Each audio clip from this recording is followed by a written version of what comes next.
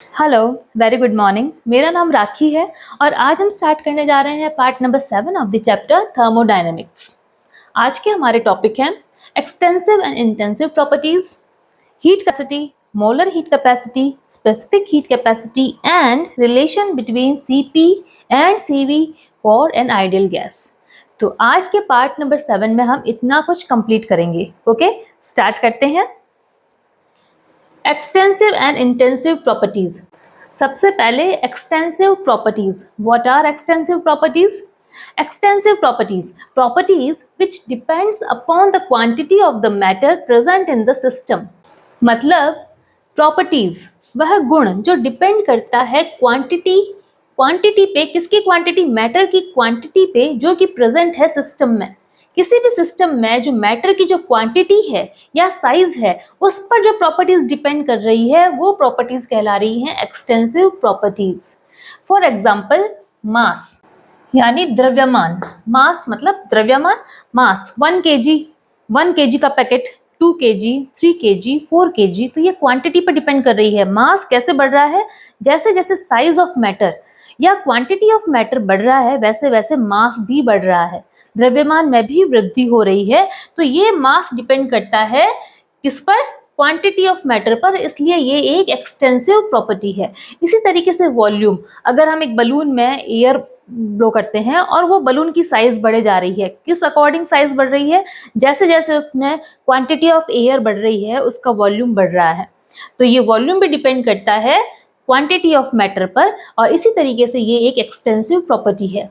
Entropy, entropy क्या है? The degree of chaos, है ना। तो जैसे जैसे मैटर बढ़ेगा, साइज बढ़ेगी, मॉलिक्यूल्स बढ़ेंगे, कियोस बढ़ेगा, तो ये भी डिपेंड करता है क्वांटिटी ऑफ मैटर पे, इसलिए ये एक एक्सटेंसिव प्रॉपर्टी है।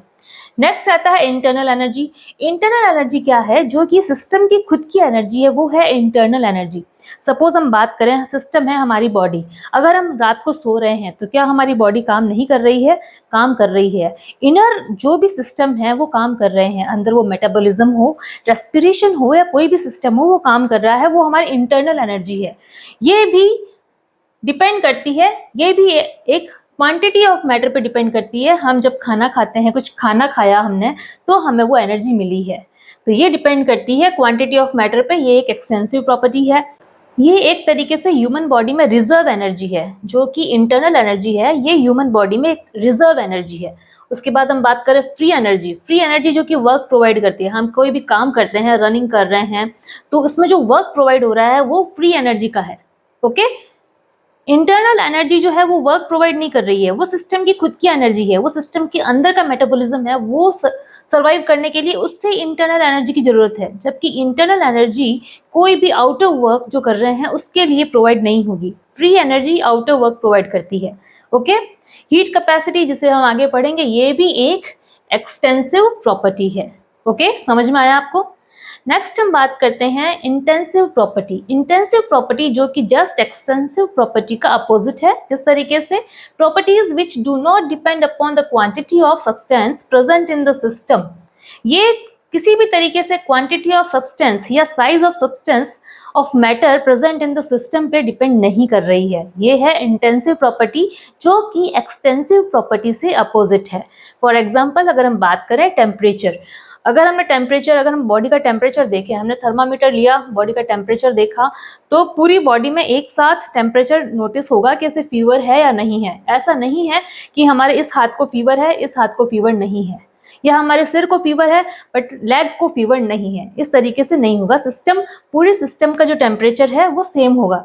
इसी तरीके से प्रेशर, अगर हम ब्लड प्रेशर मेजर करते हैं तो ब्लड प्रेशर, अगर हैंड का ब्लड प्रेशर, लेग का ब्लड प्रेशर, सबका ब्लड प्रेशर अलग अलग नहीं होगा। सिस्टम का प्रेशर एक समान होता है। डेंसिटी, डेंसिटी होता है, यहाँ देखिए, मास अपॉन वॉल्यूम। डेंसिटी है मास अपॉन वॉल्यूम। देखिए डेंसिटी की बात करें हम, तो अगर हम देखें कि वाटर की जो डेंसिटी होती है वो 1 ग्राम पर सेंटीमीटर क्यूब होती है। अगर हम 4 ग्राम वाटर लेंगे तो वो जो है वो 4 सेंटीमीटर क्यूब जो है उसका वॉल्यूम होगा। तो अगर उसकी डेंसिटी नोटिस की जाएगी तो 4 gram divide by 4 centimetre cube, तो इसका जो डेंसिटी आएगी वो 4 gram divide by 4 centimetre cube करेंगे तो 1 सेंटीमीटर क्यूब इसकी डेंसिटी आएगी।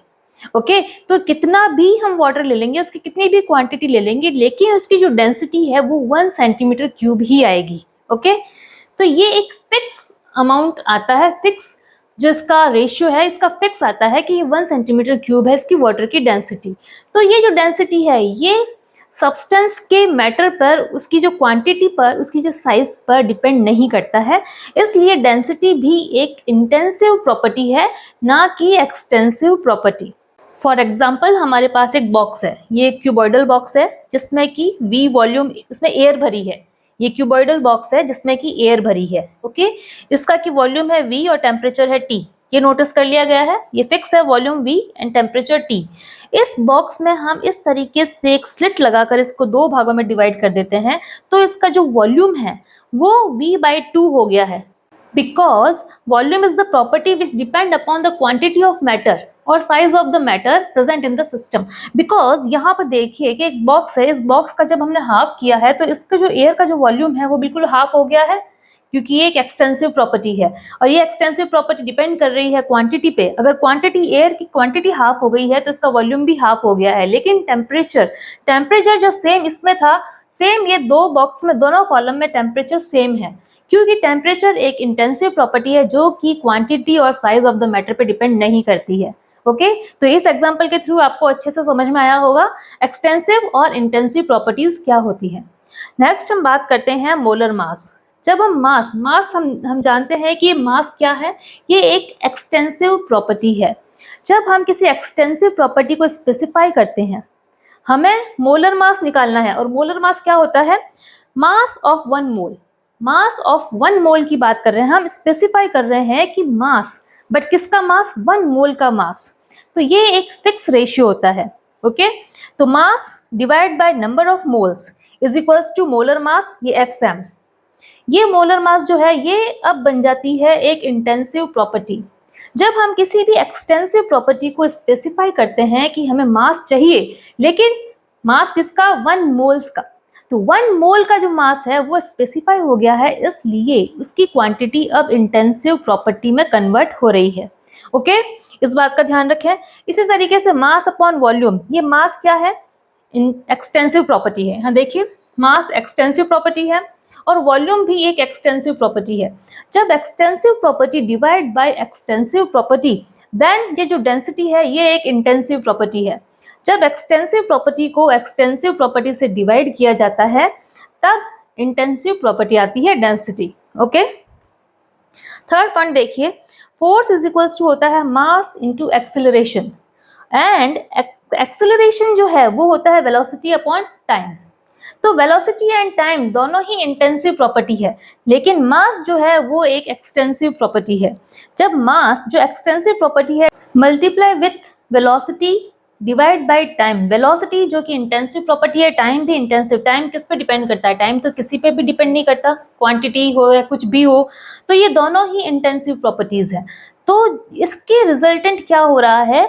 एक्सटेंसिव प्रॉपर्टी मिल रही है जो कि फोर्स है। यानी फोर्स जो है वो क्वांटिटी पे डिपेंड करता है, क्वांटिटी और size of the matter in the system पे डिपेंड करता है फोर्स। तो आई विश आपको अच्छे से समझ में आया है कि what is extensive properties and what are intensive properties. Okay, इन दोनों को अलग अलग हम कर सकते हैं। ओके, नेक्स्ट टॉपिक है हमारा हीट कैपेसिटी, जिसे कि हिंदी में कहते हैं ऊष्माधारिता, जिसे कैपिटल C से डिनोट करते हैं। Heat capacity, what is heat capacity?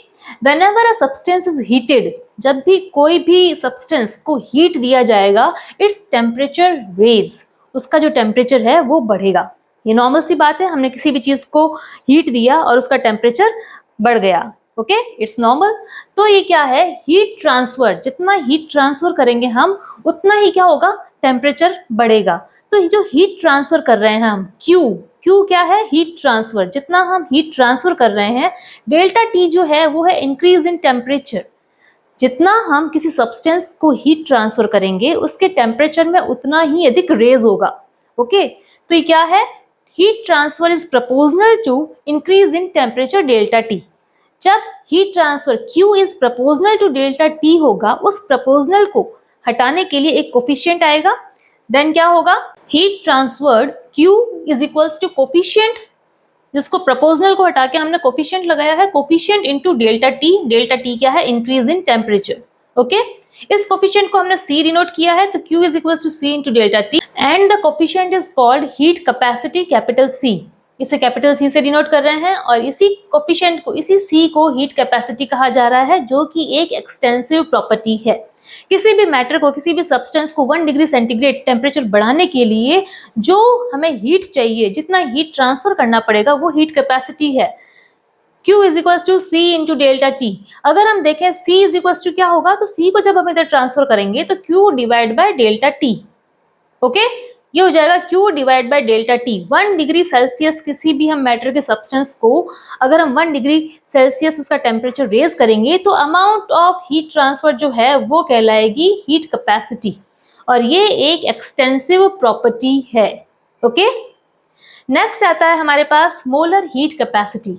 Molar heat capacity क्या हो रहा है? हीट कैपेसिटी को हम स्पेसिफाई कर रहे हैं मोलर हीट कैपेसिटी कि 1 मोल के लिए जो हीट हमें चाहिए, जो हीट कैपेसिटी है, heat capacity of 1 mole is called molar heat capacity. Heat capacity of 1 mole is molar heat capacity, जिसे कि Cm से डिनोट किया जा रहा है। Cm is equals to C heat capacity divide by number of moles. और इस तरीके से क्या हो रहा है कि हीट कैपेसिटी को स्पेसिफाई किया जा रहा है नंबर ऑफ मोल से डिवाइड करके, इसलिए ये जो है मोलर हीट कैपेसिटी जो है एक इंटेंसिव प्रॉपर्टी बन जाएगी।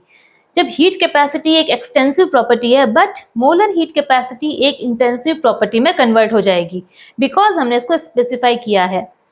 अच्छा, अब है स्पेसिफिक हीट कैपेसिटी, जिसे कि स्मॉल c से रिप्रेजेंट करते हैं। स्पेसिफिक हीट कैपेसिटी में क्या है? It is the quantity of heat required to raise temperature of 1 unit mass. 1 unit mass कहें या 1 ग्राम अमाउंट कहें, अगर हमने 1 ग्राम अमाउंट का कोई जो मास लिया है सब्सटेंस का, उसको अगर हम 1 डिग्री सेल्सियस उसका टेम्परेचर रेज करेंगे तो amount of the quantity of जो ट्रांसफर ऑफ हीट है, उसकी जो क्वांटिटी है वो कहलाएगी स्पेसिफिक हीट कैपेसिटी। और अगर हम बात करें, ये हम कह रहे हैं केवल स्पेसिफिक हीट कैपेसिटी तो हो रही है केवल 1 ग्राम ऑफ सब्सटेंस के लिए, कि 1 ग्राम ऑफ सब्सटेंस को हमने 1 डिग्री सेल्सियस टेम्परेचर रेज किया है, तो उसके लिए हमने कितना हीट ट्रांसफर किया है वो है स्पेसिफिक। अगर हम बात करें टोटल मास की, तो टोटल मास में क्या हो जाएगा? Q is equal to C multiply by total number of mass and into multiply by delta T. Temperature में जो हमने चेंजेस किया है, चेंज इन टेम्परेचर। तो C जो कि है स्मॉल c, जो कि स्पेसिफिक हीट कैपेसिटी है for 1 gram, 1 gram into total number of mass, कितना भी मास है उस सब्सटेंस का, तो ये C इंटू एम, ये C इंटू एम क्या हो जाएगा? C इंटू एम हो जाएगा capital C heat capacity, capital C heat capacity हो जाएगा। ये क्यों हो जाएगा? क्योंकि हीट कैपेसिटी क्या है? हीट कैपेसिटी है जो भी मैटर है, जो भी सब्सटेंस है, उसको 1 डिग्री सेल्सियस टेम्परेचर रेज करने के लिए हीट ट्रांसफर किया गया है, वो है हीट कैपेसिटी। और ये हीट कैपेसिटी जो है वो हो जाएगा capital C small c into M is equals to capital C into delta T, then Q is equals to C delta T, same. Okay, ये है स्पेसिफिक हीट कैपेसिटी, और ये भी एक इंटेंसिव प्रॉपर्टी है। इंटेंसिव प्रॉपर्टी क्यों है? क्योंकि इसे स्पेसिफाई किया गया है फॉर 1 ग्राम के लिए, 1 यूनिट मास के लिए इसको स्पेसिफाई किया गया है, इसलिए ये भी एक इंटेंसिव प्रॉपर्टी है। तो कौन कौन सी? Molar heat capacity for 1 moles and specific heat capacity for 1 gram unit के लिए स्पेसिफाई हुआ है, इसलिए दोनों ही इंटेंसिव प्रॉपर्टी है, जबकि हीट कैपेसिटी जो है वो एक एक्सटेंसिव प्रॉपर्टी है। अच्छा, बहुत बार बच्चों में कंफ्यूजन होता है कि हीट कैपेसिटी क्या चीज़ है। अगर हम कहते हैं कि हाई हीट कैपेसिटी है तो ज़्यादा हीट की रिक्वायरमेंट होती है टेम्परेचर को चेंज करने के लिए, ऐसा क्यों? देखिए, फॉर एग्जांपल अगर हम देखें कि समर का सीज़न है, गर्मियों के सीज़न में अगर हम जाएंगे सैंड एरिया में, अगर हम डेजर्ट एरिया में जाएंगे जहाँ पर खूब सारी सैंड है, सैंड की हीट कैपेसिटी होती है लो, उसे लो हीट पर ही उसका टेम्परेचर रेज किया जा सकता है। ओके, इसलिए सैंड एरिया जो है बहुत जल्दी गर्म हो जाता है, और गर्मियों के सीजन में और भी ज़्यादा सैंड एरिया गर्म हो जाएगा तो वो हमें बर्निंग फील कराएगा। ओके, इसलिए हम सैंड एरिया में ना जाकर हम ऐसे एरिया में जाते हैं जहाँ पर पानी हो, जहाँ पर बीच हो। और वाटर की जो टेंडेंसी होती है, वाटर की हाई हीट कैपेसिटी होती है। हाई हीट कैपेसिटी का मतलब है कि उसे हाई हीट चाहिए उसके टेम्परेचर को चेंज करने के लिए। ओके, तो ये आसानी से गर्म नहीं होती। ओके, इसलिए जो वाटर का जो हीट कैपेसिटी है वो है हाई, तो हाई हीट कैपेसिटी में हाई रिक्वायरमेंट ऑफ हीट है उसके टेम्परेचर को चेंज करने के लिए। फॉर एग्जांपल हम यहाँ इस इक्वेशन से देख सकते हैं कि C जो हीट कैपेसिटी है वो प्रोपोर्शनल है Q के हीट ट्रांसफर के, यानी जिसकी हीट कैपेसिटी ज़्यादा होगी उसे ज़्यादा हीट ट्रांसफर करना पड़ेगा उसके टेम्परेचर में चेंज करने के लिए। जबकि इसका अपोजिट अगर हम कहें कि हीट कैपेसिटी किसी की लो है तो उसे कम टेम्परेचर, कम हीट ट्रांसफर करना पड़ेगा उसके टेम्परेचर में चेंज करने के लिए। ओके, तो इसलिए कहा जा रहा है कि गर्मियों का जो सीजन है, जो समर एरिया है, जो समर सीजन है, उसमें हम सैंड एरिया में ना जाकर बीच एरिया में जाते हैं ताकि हम कूल फील करें, ना कि बर्निंग फील करें। ओके, नेक्स्ट हमारा टॉपिक है relationship between Cp and Cv for an ideal gas. What is Cp and what is Cv? Heat capacity at constant pressure Cp and heat capacity at constant volume Cv। Heat capacity का formula क्या है? Q is equal to C delta T. अगर हम बात करें constant pressure पे तो क्या हो जाएगा? QV is equal to CV delta T. And constant pressure पे अगर बात करें तो QP is equal to CP delta T. इसी इक्वेशन को देखा गया है हमने। अगर आप बच्चों ने नहीं देखा है part number 5th and 6th, जिसमें कि मैंने आपको बताया है कि QV is equals to delta U and QP is equals to delta H। जिन बच्चों ने नहीं देखा है तो उन बच्चों से रिक्वेस्ट है कि आप जो लास्ट जो पार्ट है उनको विजिट करने के बाद पार्ट नंबर 7 में आए। Okay, then QV is equals to होता है delta U and QP is equals to होता है delta H। Delta U is equals to internal energy है और डेल्टा H जो है चेंज इन एंथैल्पी है। ओके, देन ये इक्वेशन होती है कि delta H is equals to delta U plus delta PV, और हम बात कर रहे हैं किसी आइडियल गैस के लिए तो PV is equals to RT होता है। हम PV की जगह पे RT को पुट करेंगे तो delta H is equals to delta U plus R, क्योंकि एक कांस्टेंट वैल्यू है, R आगे आ जाएगा, delta H is equals to delta U plus R delta T। ये हो गया इक्वेशन नंबर 3। अब हमने इक्वेशन नंबर 1 और 2 की वैल्यू को 3 में पुट करना है। ओके, यहाँ देखिए डेल्टा H की वैल्यू एंड डेल्टा U की वैल्यू को हमने रखना है। तो यहाँ देखिए delta H is equals to क्या है? Delta H is equals to है CP delta T is equals to delta U पे क्या है? डेल्टा U है CV delta T plus R delta T। तीनों में ही इन तीनों डिजिट में क्या कॉमन है? यहाँ देखिए CP delta T is equals to CV delta T plus R delta T। Delta T common है तो डेल्टा T को हम काट सकते हैं, delta T and delta T। यहाँ देखिए शेष क्या है? Cp is equal to CV plus R, Cp is equal to CV plus R, और अगर हम इसे रीअरेंज करेंगे तो Cp minus CV is equal to R, यानी Cp और CV में जो डिफरेंस है वो किसके बराबर है? R के बराबर है। और R क्या है? एक गैस कांस्टेंट है, एक कांस्टेंट वैल्यू है। ओके, तो ये इसका कंक्लूजन है। तो आज हमने पार्ट नंबर 7 में एक्सटेंसिव इंटेंसिव प्रॉपर्टीज किया है और साथ ही साथ heat capacity, molar heat capacity, specific heat capacity and relationship between Cp and CV for an ideal gas. अगर आपको ये पार्ट अच्छे से समझ में आया है तो प्लीज़ मेरे वीडियो को लाइक करें, शेयर करें, सब्सक्राइब करें मेरे चैनल को। Thank you for watching. Thank you.